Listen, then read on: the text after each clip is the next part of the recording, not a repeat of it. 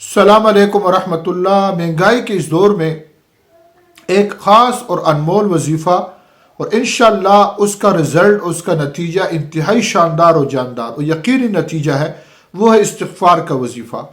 کم از کم 2 وظیفے میں عرض کر رہا ہوں، اس کو پابندی کے ساتھ آپ کریں انشاءاللہ۔ ایک تو یا مغنی، اس کو 1100 دفعہ روزانہ پڑھیں فجر کے بعد، اور فجر کے بعد 3000 دفعہ استغفار۔ اس 2 وظیفوں کو لازم پکڑ لیں۔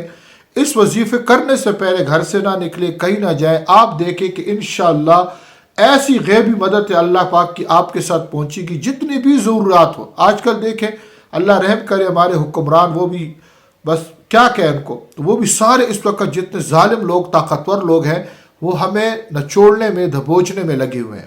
ہمیں نچوڑ رہے ہیں، دبوچ رہے ہیں، اور ہمیں جو ہے وہ مجبور و خودکشی کرنے پر مجبور کر رہے ہیں۔